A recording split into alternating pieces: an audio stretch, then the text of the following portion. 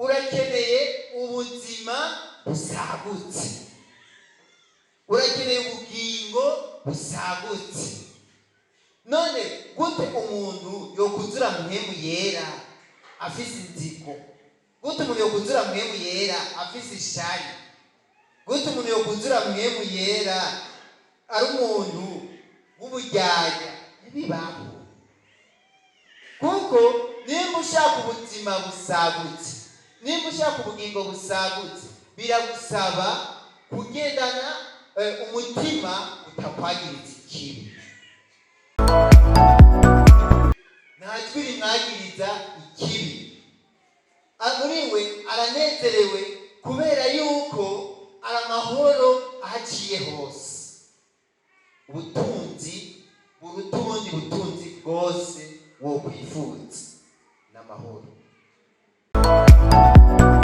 Umuntu ugasanga yarahevye kwiba kandi yarakeneye amafaranga cyangwa yarakeneye ibintu, yarakeneye ibitoke, yarakeneye ibiharage, mugabo yarakeneye ibiraya, mugabo ntashobora kuja gusora mu murima atarimye. Kubera iki? Yesu amaze gushika muri we ibintu byarahindutse. Haleluya! Ibintu byahindutse kubera iki? Kubera Imana yagukuye mu gihugu cya Egiputa, kubera Imana yagukuyeko kagatotezo k'umwasi kose karaheze, kubera Yesu yaragushize mu bugingo bwawe. Haleluya! Yesu yarakoze cyane. Imana ishobora kuguhindura, Imana ishobora kukugirira neza, ikagutabara, ikagukiza indwara. Iyo Mana ngo nayo tuzoheba, nituzoyiheba, tuzobandanya tuyikurikira. Iyo niyo Mana tuzogendana nayo, kuko yarakoze ibikomeye. Yadukuye kw'ibyaha, idukura kw'ibyago. Hari abo yakijije indwara, hari abo yagira hezagira. Iyo Mana ntituzoyiheba. Iyo Mana irakomeye cyane, iyo Mana igira neza. Niyo nyine ndiko ndakubwira, ni Imana ishobora no kugutabara, ni Imana ishobora kukubohora. Haleluya!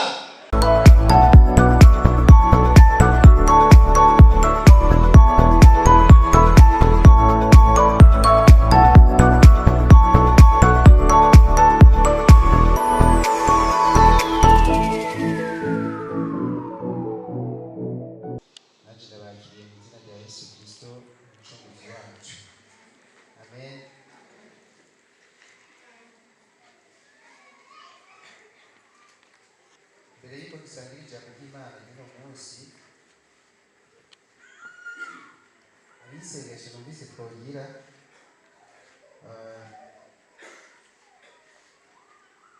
Imana yacu ni Imana yishura amasengesho, kandi ni Imana itanga ibyaha. Amen. Numvise iryo sengesho tworigira nk'umuntu yoba ari hano yifuza ikibondo cyangwa inshuti yiwe, yumva ko akwiye kumusengera. Imana yacu irakomeye cyane, kandi wa mugwanitsi w'amazi twamunesheje ijambo no gushima intare, kandi uwo mwasi yoba yaritambitse kugira ngo ikibondo ntikiboneke. Uyu munsi dusenga Imana kugira ngo uwo muntu nawe yishuke. Maze Ana asenga Uhoraho afise impundu, arira cyane, asezerana isezerano ati, ewe Uhoraho nyir'ingabo, niwaraba umubabaro wanje inshoreke yawe, ukanyibuka, ntunyibagire jewe inshoreke yawe, ukantabaza umwana w'umuhungu, nanje nzomuguha Uhoraho abe uwawe uzorinda apfa, kandi nta rupfuye ruzomugera ku mutwe. Igihe kiragera anasama inda, abyara umwana w'umuhungu, amwita Samweli, ati kuko namusabye Uhoraho. Sinzi nawe urashobora kumwita izina. Izina rya Yesu Kristo. Muri Yesu byose birahari, muri Yesu byose biraboneka. Mana Data wa twese uri mu ijuru, mu izina rya Yesu Kristo turagushimiye kuri Imana y'urukundo rwinshi. Turagushimiye Mwami ko ivyiyumviro twiyumvira ko ivyiyumviro by'amahoro si ivyiyumviro vy'ivyabo. Kandi turagushimiye yuko uri Imana yumva gusenga. Turasabye umwana kuri uyu muntu yari afise umubabaro, au nom puissant de Jésus, mu izina rya Yesu.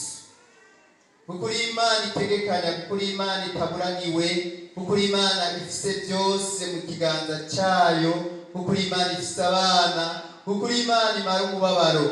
Igihe kigeze umugabo wiwe Hana aramurarira, maze Ana asamira.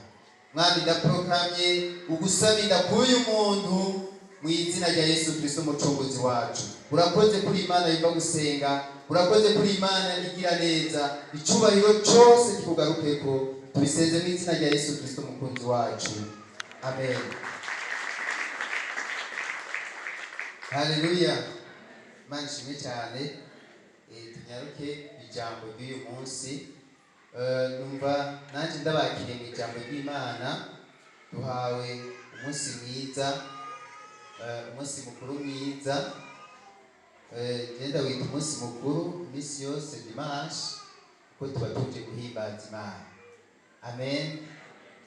Uyu mwaka twaronse, Imana yaduhaye ijambo ry'uyu mwaka rivuga ngo ubuzima busagutse.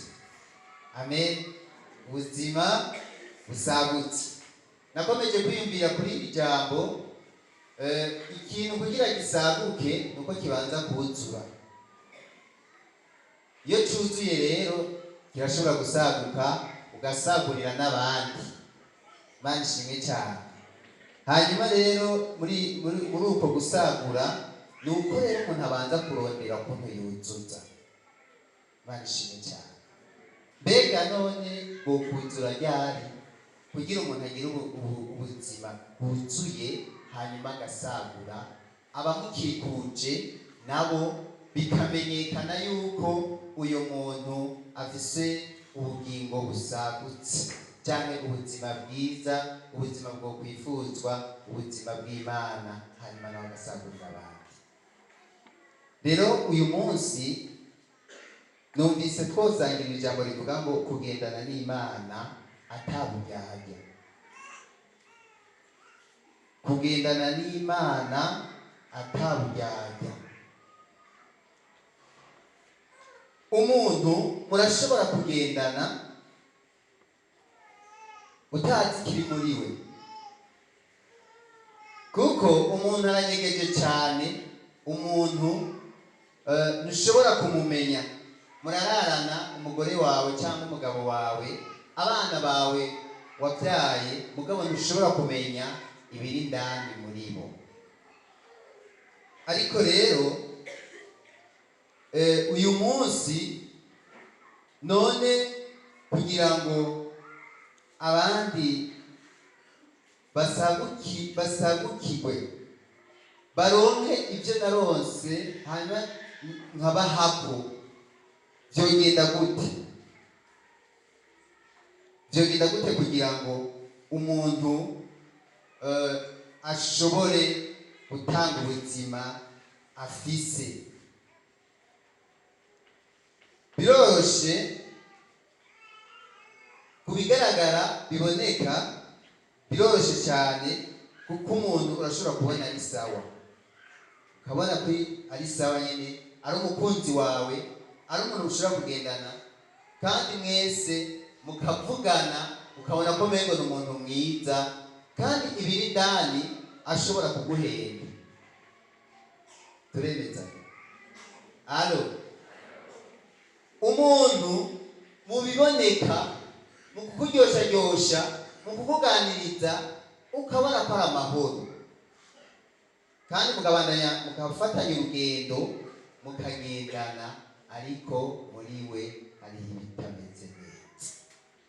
Ndagomba rero ngo twitegurire ubwo buzima busagutse, aho ugendana n'Imana, ukumva yuko muri amahoro nayo ataburyarya. Atari uko ubona ngo abarongozi ngo barambona, cyangwa naje mu isengero, ugasanga uri mu isengero ni sawa cyane mu gutazira Imana, mugabo wo kubaza by'ukuri yuko iyo ndirimbo uri kuratazira iri indani mu mutima, cyane uwo kubwira ati raba ruhande yawe uwo muntu muri kumwe, ugasanga hariho bavuga ngo turamukanye mukaramukanya, mugabo indani uwo muntu mwari kumwe ugasanga hari icyo ahagije kuri wewe cyangwa wowe uhagije kuri we.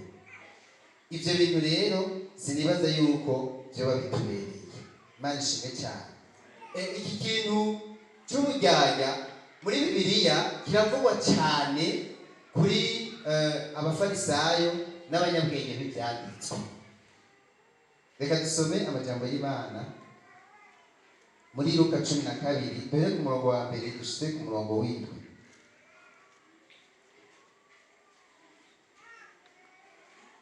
Luka 12 duhere ku murongo wa mbere dushitse ku murongo w'indwi.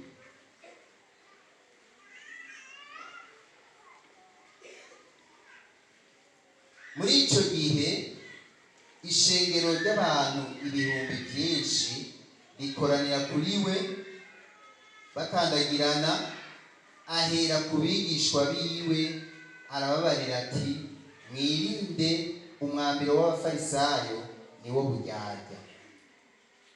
Imana dufashe cyane. Mwirinde umwambiro w'abafarisayo niwo buryarya. Tubanze turabe hano hantu kuri uyu murongo wa mbere avuga ngo mwirinde umwambiro w'abafarisayo niwo buryarya. Abafarisayo babonekera abantu nk'abagororotse inyuma, mugabo indani muri bo ibyo bavuga n'ibyo babamo ntibyasa.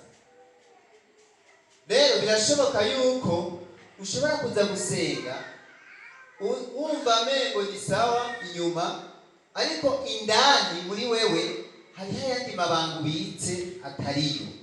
Turagomba gutegura ubugingo bwacu.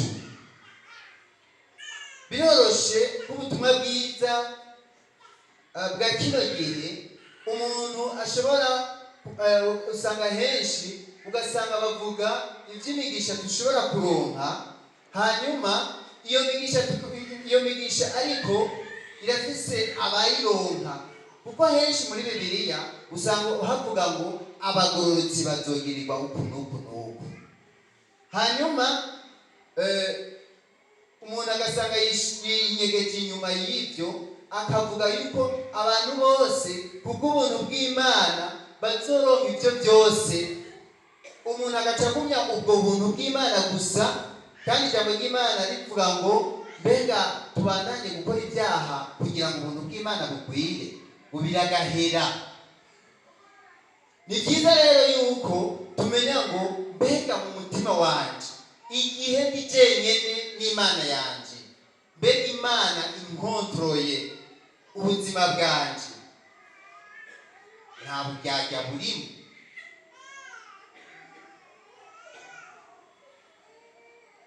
Muri Bibiliya muri Matayo 21 guhera ku murongo wa 28 gushika 32 sinda kuhasoma, hariho abahungu babiri barungitswe mu murima. Hanyuma ngo uwa mbere mukuru araza aramubwira ngo amugiye mu ruzabibu, hanyuma kiravuga ngo ndagenda. Hanyuma uwundi nawe akiravuga ngo singenda, mugabo wa wundi yavuga ngo singenda aririmbura mu nyuma aragenda, mugabo wa wundi yavuga ngo ndagenda ntiyigeze agenda. Mani dufashe cyane. None wiyumviriye uwo atarigeze agenda, uwo niwe yakoze ibyiza cyangwa uwo wirimbuye akagenda niwe yakoze ibyiza? Wa wundi yirimbura akagenda niwe yakoze ibyiza binezerezanye n'uruzabibu. Mugabo ubwo buryarya bwo kuvuga ngo ndagenda ntagende, byiza rero yuko ibyo tubamo aba ari byo biba biri hehe? Mu mitima yacu. Imana ishimwe cyane. Twovuga iki? Ko umuntu ushobora kuza ukaba uri ngaha mu ishengero, aha mu isengero, hanyuma wewe wifitiye iyindi randevu y'undi muntu, mugabo twaza guhimbaza Imana, ukabandanya guhimbaza Imana, ushima Imana kugira neza kwayo, hanyuma uvuga n'ubukuru bwayo n'ubushobozi bwayo, mugabo urarindiriye telefone yo kugira amanyanga quelque part. Uyu munsi nkeka kamashi aza gukomwa ndabyibaza, mugabo reka tuvugane ukuri kw'ijambo ry'Imana. Imana ishimwe cyane. Tuvugane ukuri kw'ijambo ry'Imana, kuko Yesu azoza gutora umugeni, kandi umugeni azoza gutora ni umugeni akeneye kwihana ibyaha, ni umugeni akeneye kwezwa. Haleluya. Kuko ikintu cyari cyiza cyo gukomerwa amashi ni ijambo ryari gutuma wezwa ibyaha byawe. Kuko ntituriko turaraba ibyo tubamo ngaha, ariko turaraba ibyo tuzobamo. None uzoshikayo gute? Raba ndakwereke. Jewe harageze igihe jewe ndagira icyago, hari haciye nk'imyaka ibiri, sinibuka neza ko ari ibiri. Icyo cyago ni umuntu yankoreye ikosa rikomeye cyane, asengera ngaha nyene turi kumwe. Icyo cyago cyari gikomeye, kuko naragiye ahantu ndiyumvira naza gusenga namubona, kandi ko nyene nategerezwa kumubona ko yari umuntu aboneka. Namubona mwumva umutima urakubise, namubona mwumva mengo nosohoka. Ndagenda ndigira inama, ndahitamo, ndahera gusenga ndabivemo, hanyuma cyane ndamubabarira. Rero iyo turiko turavuga mwene icyo kintu, kubabarira si umuti woroshe kunywa, ni umuti ugoye kunywa, mugabo n'umuti ukiza. Kandi rero icyo gihe ndibuka yuko narafashe igihe ndasenga bikanga, ndasubira nkasenga bikanga, nasubira nkasenga bikanga. Kandi icyo gihe si n'umutwaro nari guha umuntu uwo ari we wese. Yesu icyo gihe arangenderera, Imana irangenderera, iranyereka yuko ntahariye nanjye ntazoharigwa. Inzigo, umubabaro, nkumva byose biranyishe, ariko igihe kimwe Imana irangenderera, ndumva yuko nkwiye kumuharira. Muri icyo gihe ndiko ndasenga, sije nateye intambuko yo kujya kumuraba, niwe yateye intambuko araza arandondera. Amaze kuza kundondera, kuko yasanze nanjye narite. Haleluya. Ntibyari byoroshe, mugabo uwo munsi narasinziriye numva ndanezerewe. Haleluya. Imana yacu n'umwizigirwa kandi ni nyimbabazi, kandi izo mbabazi yazisize muri twebwe par Saint-Esprit. Imana ishimwe cyane. Si ibyo gusa, hariho n'undi muntu, wewe yari umuntu w'umubanyi, hanyuma sinamuramutsa duhuye, ugasanga sinamuramutsa kandi ntakijijwe, mugabo ijambo ry'Imana rirabitubwira ngo mubane amahoro n'abantu bose, namba bishoboka mu ruhande rwanyu mwuzure n'abantu bose, saba kijijwe gusa. Uwo munsi nari ngiye muri siporo, sinzotwibagira. Nigiriye muri siporo, hanyuma numva ndiko ndaduga ahantu ku kadugo, mbona wa muntu anyitanditse nkanura. Imana yanjye, ibi ni ibiki? Aje nibutswa yuko nkwiye kumugumbira. Uyu muntu nje ndabitahura ndabyibuka bwa bundi nuko bimeze. Hanyuma nje ndasenga Imana, avuga ati Imana jewe mva muri siporo nshikiri wiwe hanyuma twuzuze. Habaye iki? Imana yacu yategekanye. Ugiye gufata ingingo gusa, ugifata ingingo Imana iba yabiroranishije. Burya niko nditahira nca ndamusanga ahagaze ahantu mbega yarategereye jewe, ariko yariko arigira ku kazi. Aho nyene ncavuga ati ingo enda kukireye. Hanyuma ndamuramutsa, amahoro, isawa, umerewe neza? Yego.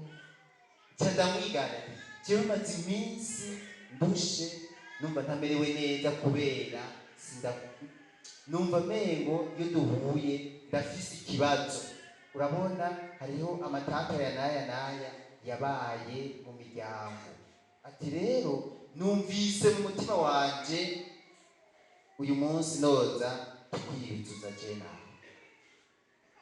Urazi ibintu yambariye ngo narimaze iminsi ngira amanevene, ngo narimaze iminsi nsoma ngo ngira amashapure kugira ngo ndabe ko twosubirana nawe. Haleluya. Uyu munsi muri iki gitondo ngomba ndakubwira ntukagendane ingongo mu mutima wawe, kuko niba ufise umuntu wanka aho ugiye murajyana, ugenda umwikoreye. Ubwo uje ku kazi muri kumwe, uze ngaha mu isengero muri kumwe, nimwahura hariho umugani w'ikintu bavuga ngo ni babatanga utwinyo. Ugasanga umuntu uramutwegera, kumbe mu mutima ivyo bintu ntibibereye umuntu w'Imana. Yesu ashimwe cyane. Kuko sinza kuvuga ngo Yesu ashimwe. Ashimwe uri uko bica byamubwo n'uburyarya ntibishoboka. Rero cyeto cya mbere cya Petero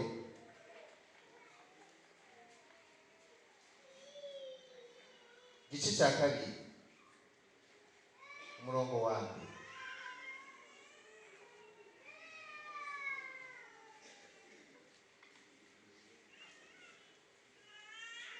Umurongo wa mbere: nuko rero mwiyambure inzigo yose n'ubugunge bwose n'uburyarya n'ishari no kuvuga abandi nabi kose. Imana ishimwe cyane. Aya majambo ndashaka ngo tuyumve, nta nsiguro nyinshi ikenewe. Nuko rero mwiyambure inzigo yose n'ubugunge bwose n'uburyarya n'ishari no kuvuga abandi nabi. Ya migwi, ijya migwi abantu bakunda kujyamo, ugasanga abantu bakuranze wapi ishari. Ugasanga mu bakozi b'Imana hibereyemo abantu basharikana gusa, ntibibaho. Imana idufashe cyane, kuko urakeneye ubuzima busagutse, urakeneye ubugingo busagutse. None gute umuntu yokuzura mpemu yera afise inzigo? Gute umuntu yokuzura mpemu yera afise ishari?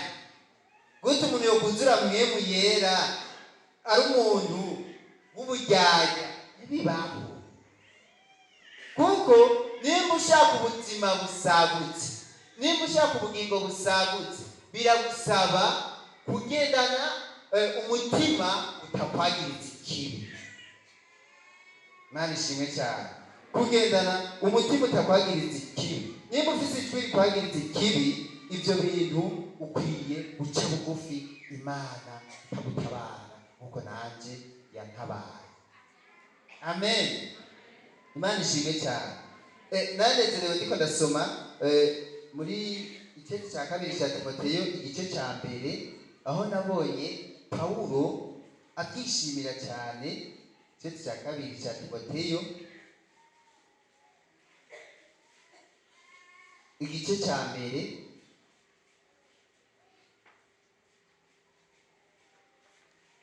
reka niwashaka duhere ku murongo wa mbere. Pawulo intumwa ya Kristo Yesu, nk'uko Imana yagombye intumwa yo kuvuga isezerano ry'ubugingo bubonerwa muri Kristo Yesu, ndakwandikiye Timoteyo umwana wanje nkunda, ubuntu n'imbabazi n'amahoro bibe kuri wewe biva ku Mana Data wa twese no kuri Kristo Yesu umwami wacu. Imana nkorera nkurikiye basogokuruza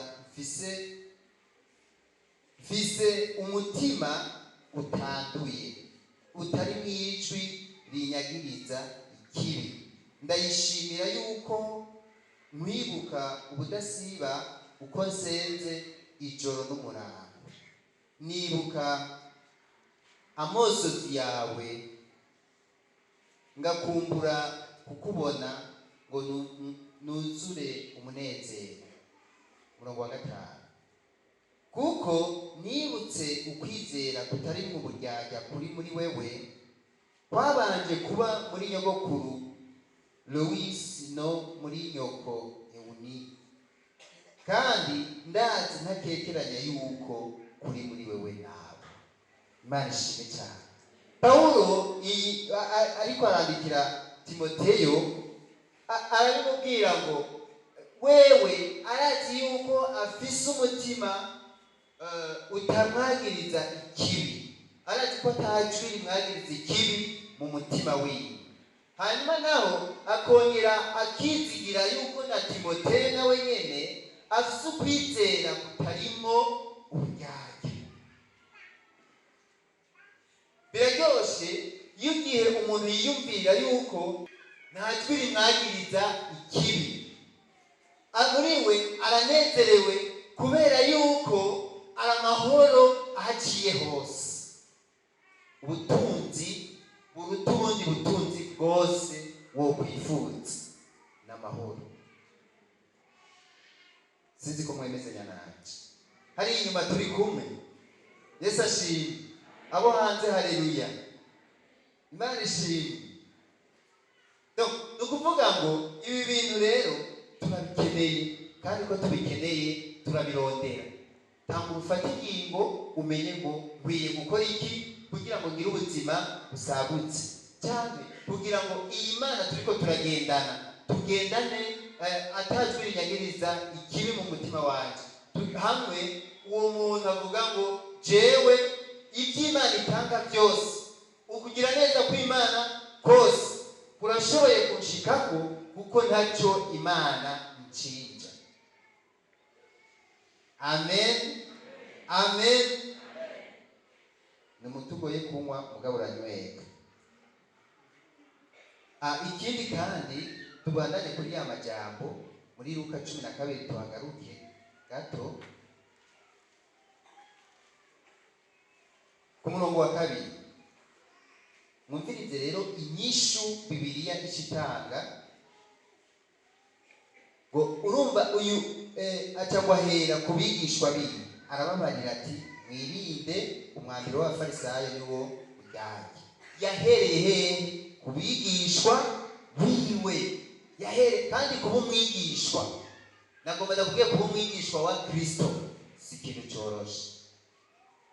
Mugabo kwibera umukristo ni ibintu bisanzwe kandi biranezera abantu benshi. Ndi umukristo, sengera muri bombe yacu. Haleluya, amen. Isashi ako kararyoshe kuvuga kubera iki? Ndi umukristo mwene data. Haleluya. Hanyuma mugabo kuba umwigishwa ni ukwemera kugendera mu byagezwe by'Uhoraho, ni ukwemera kugenda urahinduka, kuko umwigishwa agenda arahinduka ku munsi, kandi iyo ugenda urahinduka uhindura byinshi. Wemera kubabazwa ku bwa Kristo, kandi ugenda urapfa ku munsi, ariko we uvuze ngo gupfa ubwo nyene biroroshe, ariko kugenda urapfa ku munsi ku munsi si ikintu cyoroshe. Ndazi ngaha hariho abantu babwira ati utemeye gukora aya mahano ndakwica, yovuga ngo nice uso.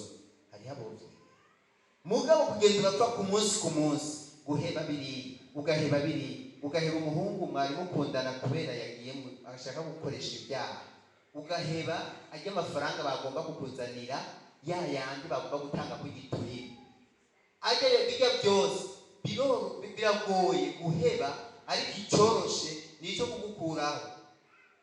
uvuga ngo jewe umukristo jewe nkanje kure mu bome ibiramo cyaho urusoro, hari ikintu hariho ibyoroshe, urusoro ngo rugukubita ugapfa kubwa Kristo tukucuca mu ijuru. Mugabo ku munsi ku munsi ugenda uraheba kiri, uheba na kiri, uheba na kiri, uheba na kiri, uheba na kiri, si cyoroshe. Wari igihe hagera ahantu kananirwa. Imana ishimwe cyane. Rero aravuga ngo nta cyatwikire kitazotwikururwa cyangwa kinyegejwe kitazomenyekana, nuko ibyo mwavugiye mu mwiza byose bizokumvikana mu muco, n'icyo mwongoreraniye mu mazu haruguru kizovugirwa ku mazu hejuru. Imana ishimwe cyane. Byose bizoshirwa habona. Nimba wahora ubikekeranya, ngibi birira bivutse, byose bizoboneka. Nta mpamvu rero yo kugenda urabundabunda wigora, ahubwo igikuru no kugira ante ni ukubishyira habona, ukagenda we hanyuma ukavuga uti jewe ngenda ndetswa ku munsi ku munsi, iki n'iki ndagomba kugiheba, n'iki ndagomba kugiheba, n'iki ndagomba kugiheba, kugira ngo Yesu azoze ataca gusangana cogawa. Alo, muracyari hano? Imana ishimwe cyane. Ikindi kandi numva twavugana ni kudatinya abantu kucubahira, kudatinya umuntu kucubahira, ugaca umuhera. Ari umuntu twakorana umunsi we duhagararanye, haza umushefu, njya mbona arirutse. Mana yanjye, mu nyuma ngiye kumubaza urabona wabonye diregiteri? Niwe diregiteri ndabonye ndiruka. Nagira ndazi yuko ntegereje gukora neza. Nimba ntakoze neza, erega ikosa mfise akwiye kuribona, ahubwo nimba yari kumosora akamusora, ibyo byiza. Wewe nimba hari icyo ubona wakoze, Imana yoyo ntabyo yinyegezamo. Twabibonye yuko ibiri ahari umwiza bizoshirwa imbere ku muco. Uriruka uwunga umuntu. Imana idufashe cyane. Hari n'abantu bakora ibintu kubw'igitsure, agakora ikintu atari yemerewe gukora, ibyo bikamubabaza, hanyuma akemera agapfa kubikora nyine nta kundi. Ibyo si byo, ahubwo dukwiye kunezereza Data wo mu ijuru. Kandi ndabwira mwebwe abakunzi banyu, ntimugatinye abica umubiri hanyuma batagira ikindi bazobagira, ariko ndabereka iyo mukwiye gutinya. Mutinye iheza kwica umuntu ikagira ububasha bwo kumukororera muri Gehinomu. Ni koko ndababwire aba ariyo mutinya.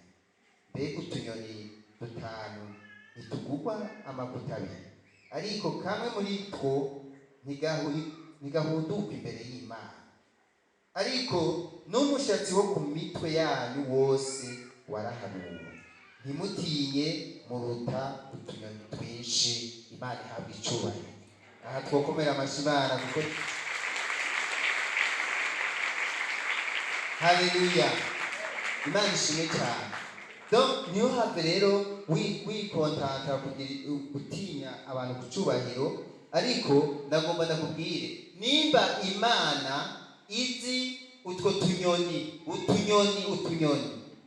wewe waremwe mu ishusho y'Imana. Haleluya. Ako kantu ugatahuye ko waremwe mu ishusho y'Imana karakomeye cyane. Kuba umuntu yaremwe mu ishusho y'Imana, Imana ikavuga ngo tureme umuntu ase natwe. Imana ikabumba ikibumbano, hanyuma mu nyuma igahumekeramo impwemu yayo, umuntu akaba ufise ishusho y'Imana. Icyo ni ikintu gikomeye cyane, kuko igihe cyose Imana ikwiyumviriye ko yiyumvira ko yuko ufise ishusho y'Imana. Muri icyo gihe rero aya majambo y'Imana aratweretse ngo utunyoni tugwa amavuta abiri, utwo tunyoni tugwa amavuta abiri, Imana ngo kamwe nigahundukirwa imbere y'Imana kariyubara.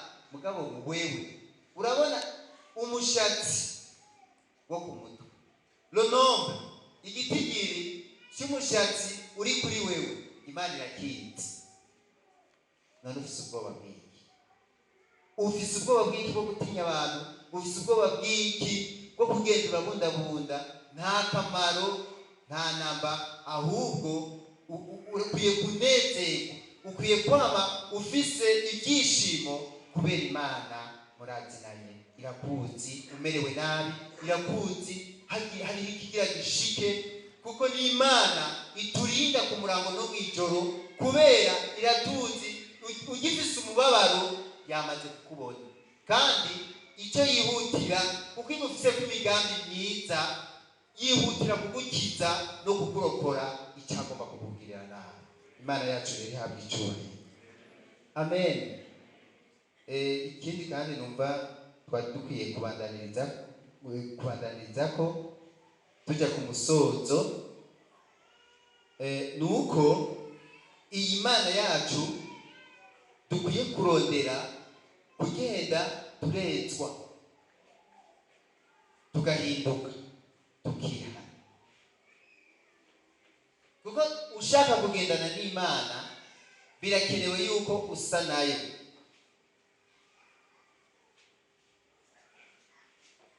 Imana ibwira Mose umusabyi wayo, iramubwira ati abo bantu ntitwogendana, kuko hamwe twogendana nta n'akanya isase kohera jewe ntabarigisi, kubera bari bafise icyo Imana ibakinje.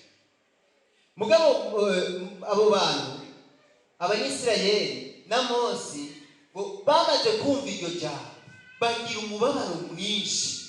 Bamaze kugira umubabaro mwinshi, hanyuma ngo baca barihana, n'utubuye bari bambaye barakura. Bamaze gukura, hanyuma niho inyuma yaho Mose yaciye agenda kubonana n'Imana. Hanyuma bagiye kubonana n'Imana, niho yasubiye kumuha garanti, iramubwira yuko ari bazojyana nabo gushika ibashikanye aho yabateguriye. Imana ishimwe cyane. Bizobajyana amahoro. Kubera iki? Kubera hageze aho birimbura, barabibona, babona yuko bakwiye guhindukirira Imana. Kandi muko guhindukirira Imana, Imana ibagirira neza, irabatabara. Imana ishimwe cyane. Kandi nuko ikindi dukwiye kumenya, dukwiye kwibuka iby'Imana yakoze, tukamenya ko ari Imana y'ubushobozi bwinshi, tukamenya ko ari Imana y'imbabazi, y'ubuntu. Ubwo buntu bwayo dukwiye kubupfisha ubusa. Imana ishimwe cyane. Ni Imana yiteguye kutubabarira, ni Imana yiteguye kutugirira neza. Imana ishimwe cyane. Ni Imana yiteguye gukora nk'uko yakoze ubwa mbere, kuko icyari gikomeye yarakiduhaye. Imana jewe ntacyo noyikinja, kubera igikomeye, agakiza, aho byose bituruka, ahari isoko ya byose, Imana yarabiduhaye. Yaduhaye gute? Yaduhaye Umwana wayo Yesu Kristo, kandi muri we niho byose bikomoka. Rero ngwino wakire Yesu, hanyuma umugume ko uwo wakiriye, kandi turazi ko ari we nkomoko ya byose. Kandi ko ari we nkomoko ya byose, rero dukwiye kwama tuzigama icyo twahawe. Amen. Amen. Reka dusome amajambo y'Imana turangiza. Yosuwa igice cya 24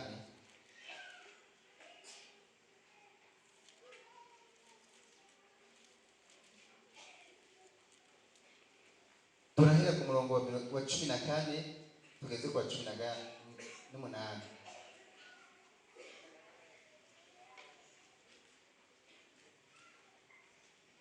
14 dushitse ku murongo wa 18. Urupapuro rw'amajana 276 ni isezerano rya kera. None rero nimwubahe Uhoraho, mumusabe mu by'ukuri ataburyarya, mukureho za mana ba sogokuruza basaba hakurya ya rwa ruzi no muri Egiputa.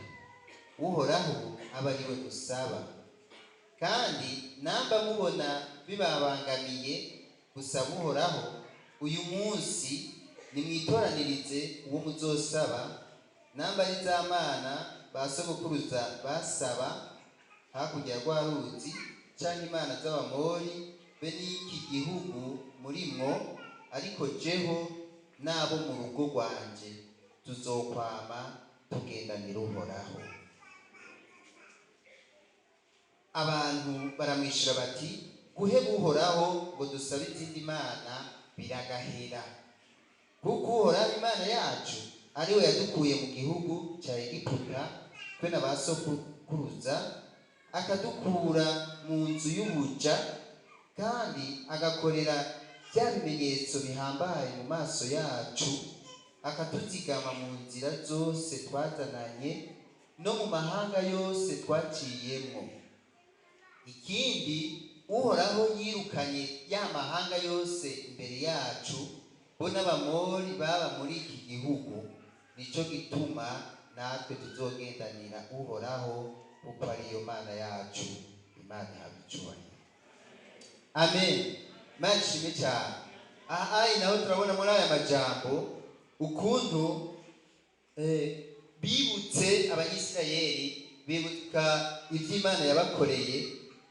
Hanyuma Yosuwa ariko arabaporopoza, ariko arabahitishamwo, ariko wewe arababwira ati, jewe n'urugo rwanje n'umuryango wanje tuzokurikira Uhoraho. Hanyuma namwe rero avu dushozi, namwe nimwihitiremo imana muzosaba iyayo.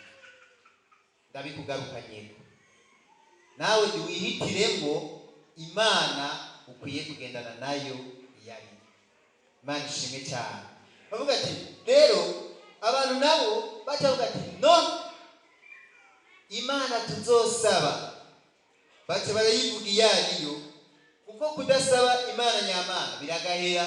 Baca baravuga rero iyo mana iyariyo ngo ni Uhoraho Imana yacu, ariwe yadukuye mu gihugu cya Egiputa. Imana ishimwe cyane. Iyo mana wumva woyiheba gute?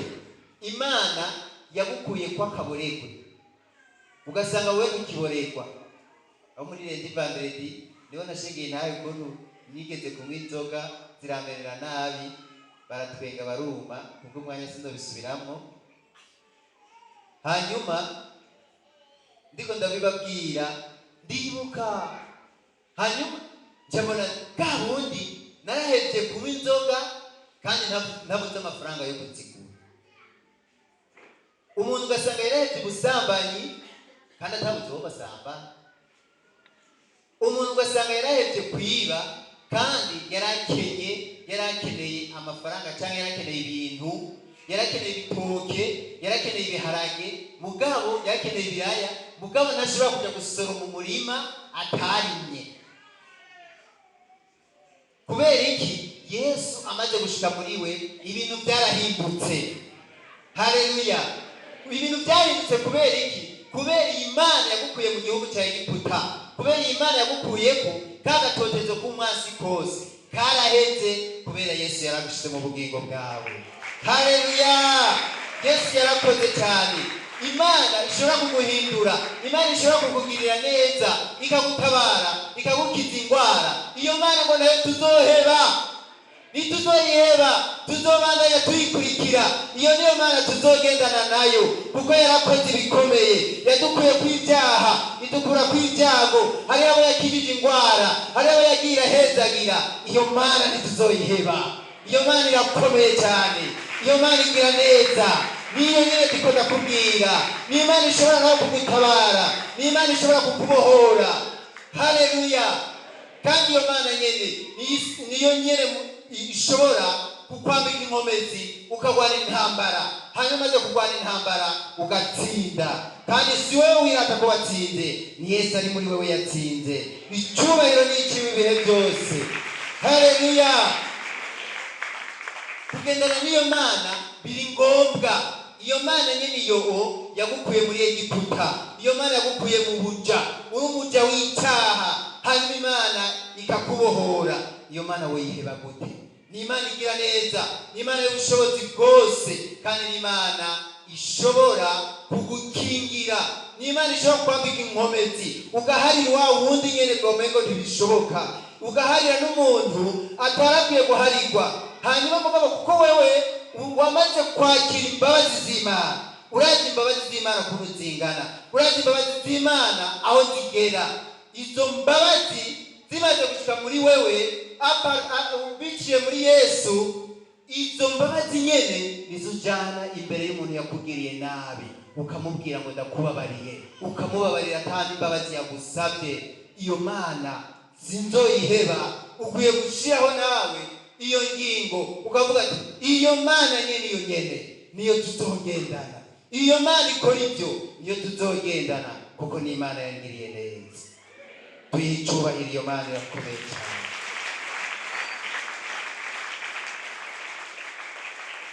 Haleluya.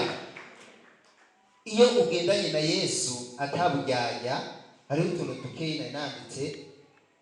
Ubushobozi buca bukuza ko bwo kunesha icyaha. Nibyo byinshi nibyo nariko ndavuga.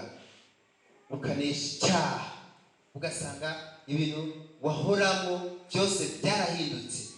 Ububeshi, ukwiba, ubusambanyi n'ibindi byinshi bitandukanye. Ukwirangara ko, ukudafata ingingo, ugasanga usigaye umuntu afata ingingo, uranesha icyaha. Ikigira kabiri, uragira ubushobozi bwo gusenda abadayimoni kuko ugendanye na Yesu, kandi we Yesu niwe nyene aba afise ubushobozi. Uragira ubushobozi bwo gusenda abadayimoni, kuko kera siko byari bimeze.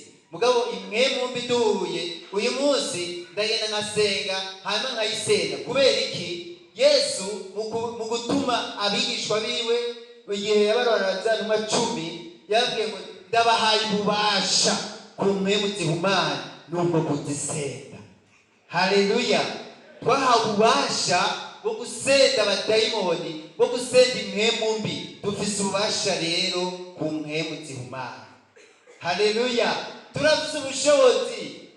Amen. Wakira ubwo bushobozi, hanyuma kugira ngo bwa buzima wakiriye muri wewe, ubuzima bwa Yesu wakiriye muri wewe, bugende busagukira abandi, bugende bushwiragire mu kibano, hanyuma ubwiza bw'Imana buri muri wewe bushike no ku bandi, kuko twahawe ubuzima busagutse. Haleluya. Ikindi kandi urakira ubushobozi bwo gukiza ingwara. Ijambo ry'Imana rirambwira ngo muzorambika ibiganza ku bagwaye bakire. Iyo umuntu agendanye na Yesu araronka ubwo bushobozi, kandi mu gusenga gufatanije no kwizera kuzokiza umurwayi cyane none mu gihe ugendana na Yesu, kuko wakiriye ubushobozi. Imana ishimwe cyane. Ikindi kandi turagira kandi ububasha bwo guhindura abandi, kuko ijambo ryose uzovuga rirazana ubushobozi, kuko ryahishuwe na mpemu yera ari muri wewe. Imana ishimwe cyane. Ugasanga ufite ububasha bwo guhindura abandi, wababwira ijambo rikabahindura. Ijambo ry'Imana warivuga rihishuwe muri wewe, hanyuma rigahindura abandi. Haleluya. Ijambo ry'Imana rirabitubwira ngo nimugende mubwire abaremwe bose ubutumwa bwiza. Imana ishimwe cyane. Ikindi kandi birazana impinduka. Ufite ubushobozi burazana impinduka y'abandi.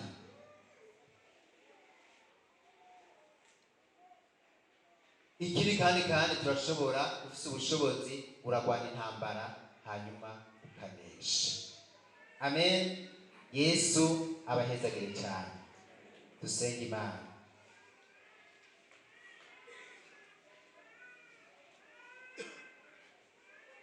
numva ngomba ngo dusengere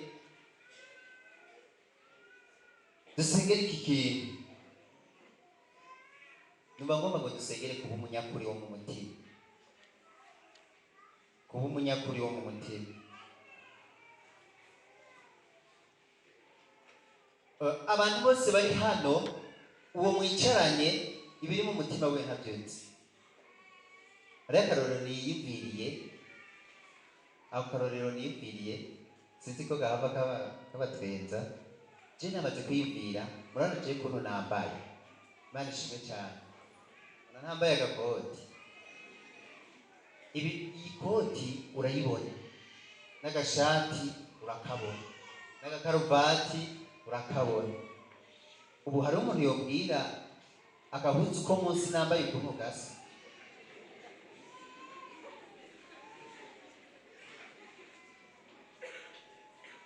Umuntu rero nuko ameze. Burya ibiri indani muri wewe nta n'umwe abizi, mugabo hariho ubizi. Haleluya! Hariho abo hanze, haleluya. Hariho ubizi, aba hari inyuma. Turamukanye, amen. Hariho ubizi, ni wa undi yatubwira ngo hazogera igihe bigire bishigwe ahabona. Dusengere kuba umunyakuri mu izina rya Yesu. Ibyo Yesu yavuze ngo yahereye ku bigishwa biwe. Ibyo rero umuntu wese yakiriye Yesu arakeneye kuba umunyakuri. Dusenge Imana, twunamike amaso yacu.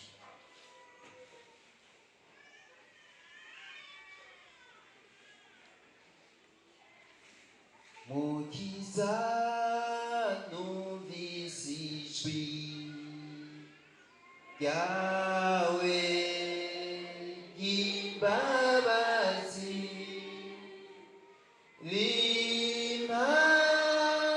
rimpamagara ngo nozwe n'amaraso wenditabye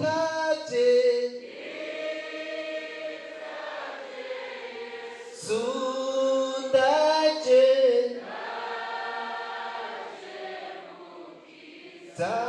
z'amaraso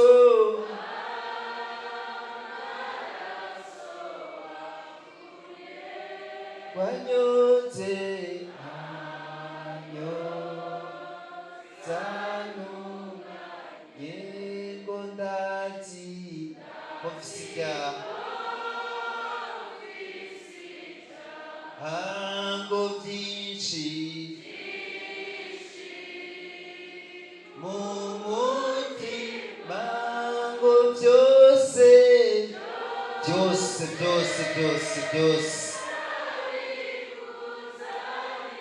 yego nawe ubinkureko kongo kandi ura mu mutima. Dusenge muri iyo ndirimbo wuzuye urukundo, wuzuye ukwizera kose, se n'amahoro. Haleluya. Shingo ndazi kuzomfashisha. Haleluya. Imbabazi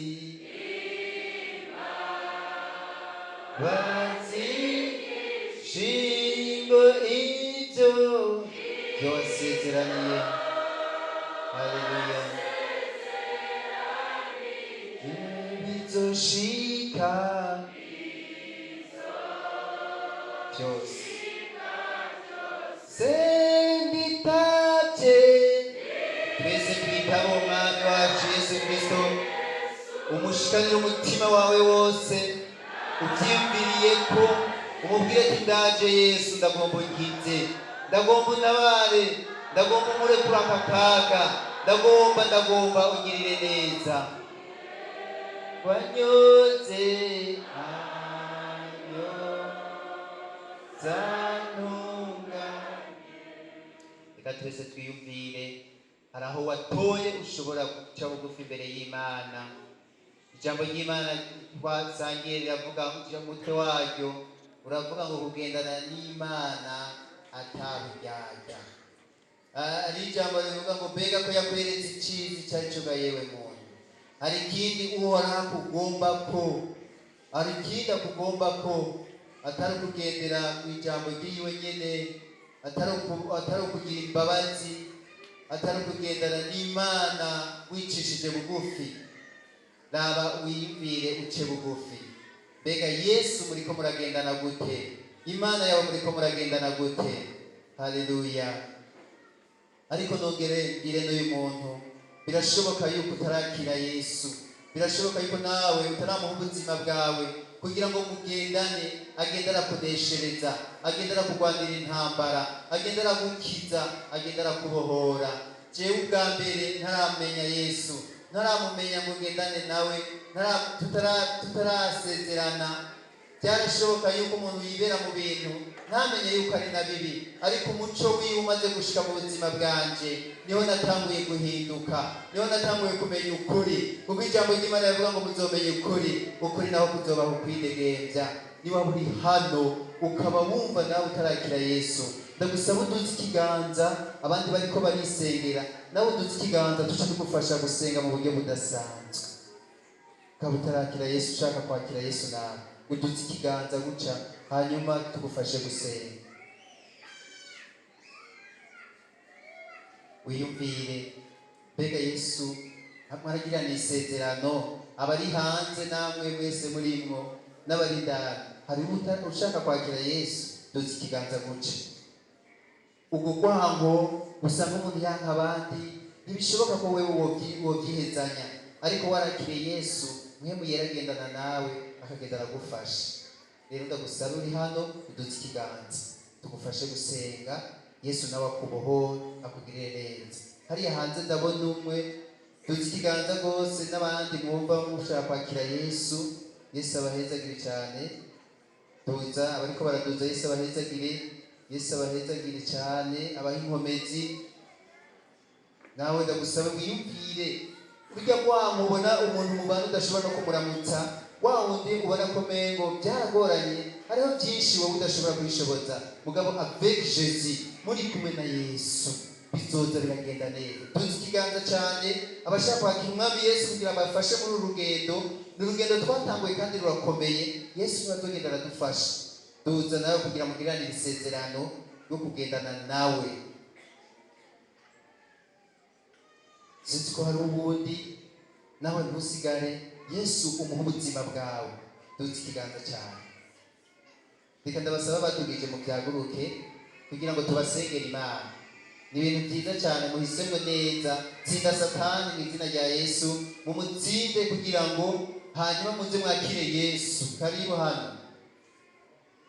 Yesu ndazi azobafasha muri byinshi. Yesu abahezagire cyane. N'ubundi nawe yumva bishaka, karibu tubasengere Imana ibagirire neza. Kwakira Yesu si uko ubusuzuguritse, twese twarabikoze, kandi Imana yagiye iratugirira neza, Imana yagiye iradufasha, igenda iradutabara. Ni ukuri kuba umuntu yofata uwundi ngo ndaguhariye kandi atigeze anagusaba imbabazi, we ntabyo wokwishobotse.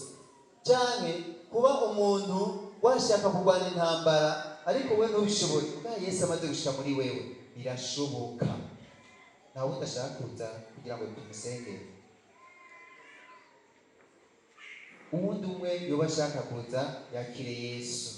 Ko kuza kwakira Yesu ni ukwakira ubushobozi, ni ukwakira inkomezi zo kubandanya urugendo.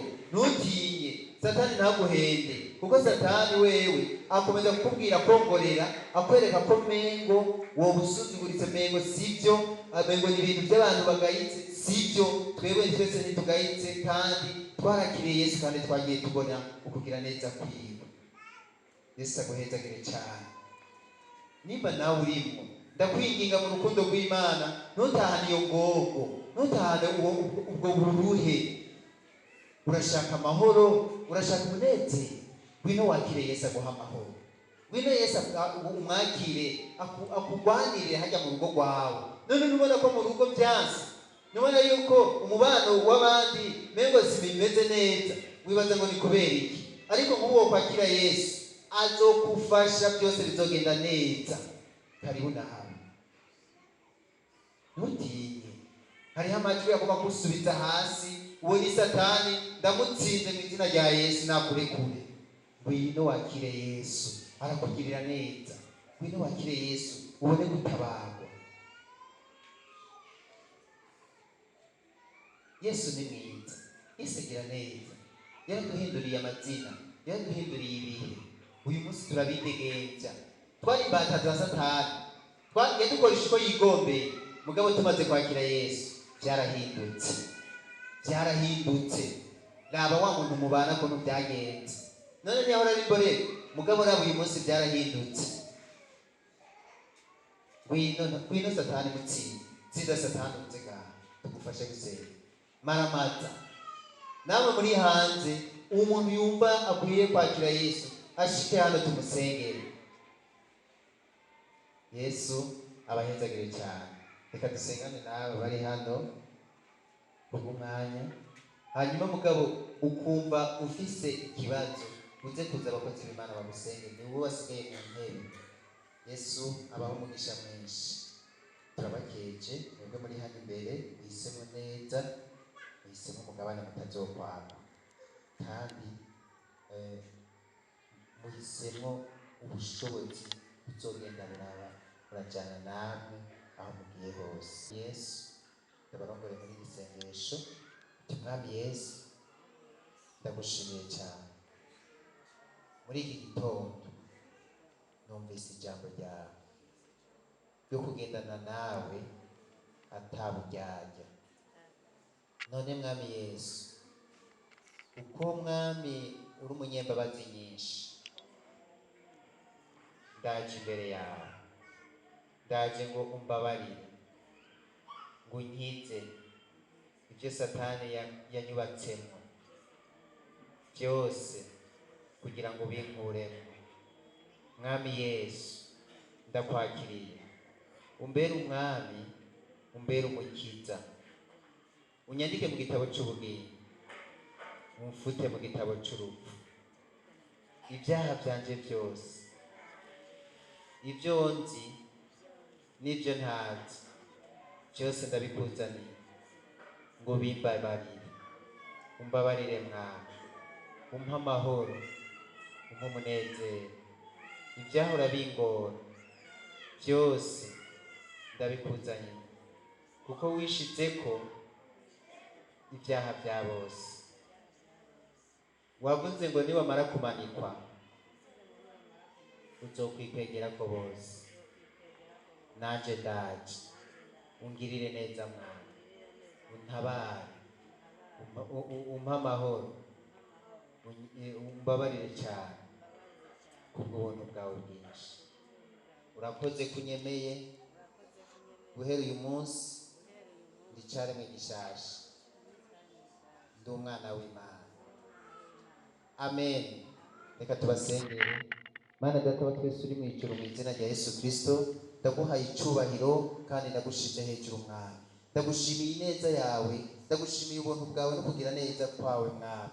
Ndagushimiye kubw'aba bantu Mwami birimbuye, kandi Mwami bagasanga yuko Mwami bakwiye kuza kwakira imbabazi. None Mwami Yesu, ndabasengeye kugira amahoro yawe n'umunezero byo muri mpemu yera byuzura ubugingo bwabo. Ibyo satani byose yari yarabashizemwo, mu izina rya Yesu Kristo ndavuze ngo satani nta bubasha kibafise ko guhera uyu munsi n'abana b'Imana bahindutse ibyaremwe bishasha, kandi kubw'ubuntu bwawe no kugira neza kwawe Mwami Yesu, ndabasengeye n'indwara zose zahora zibakurikirana, iby'ubupfumu n'iby'uburozi byose mu izina rya Yesu Kristo byabure kububasha. Ubuntu bwawe mwami Imana bugendere muri bo, ubahe kuzura mpwemu wawe, amahoro yawe mwami Yesu n'umunezero wawe mwami ubibahe mwami. Waravuze ngo ndabahaye amahoro kandi ngo singaba nk'uko abisi bagaba. Mwami woba yararusha aremerewe, wavuze ngo muze barushe n'abaremerewe ndabaruhura. Mwami Yesu baruhure imitima yabo, ubwiza bwawe mwami Imana bubonekeko. Ibyo Satani byose yabanditseko amazina yari yarabahaye mu izina rya Yesu Kristo ndayafuse. Kwera uyu munsi mwami Imana babaye ivyaremwe bishasha n'abaraganwa na Kristo. Ubuntu bwawe bwinshi no kugira neza kwawe mwami Imana bibabeko. Urakoze kuri Imana nziza kandi Imana igira neza. Urakoze kuri Imana ikiza kandi bohora. Ubabohore mwami iminyororo yose Satani yarababohesheje, turayicagaguye mu izina rya Yesu Kristo, turayicagaguye mu izina rya Yesu Kristo. Ubuzima bwabo mwami Imana turabuhinduriye amazina mu izina rya Yesu Kristo, maze ubushobozi bwa mpwemu wawe bumanukire muri bo mwami. Uzubagira abakozi bawe bagushingire intahe mwami, uhereye mu miryango yabo mwami Imana ubuzima buhinduke. Mwami Imana ijambo ryawe rivuga wizera umwami Yesu urakirana nabo mu nzu yawe, kandi nta rindi zina twahawe gukwirizwamo atari izina rya Yesu Kristo. Urakoze mwami, turaguhaye icyubahiro, reka izina ryawe rishigwe hejuru uhereye no munsi ndetse n'ibihe bitazoshira. Amen. Tukamukire hano imbere dusengane n'ishengero ryose, sengere cya kindi twavuga yuko kuba umunyakuri wo mu mutima. Yesu abahezagire cyane, tubyaguruke dusenge.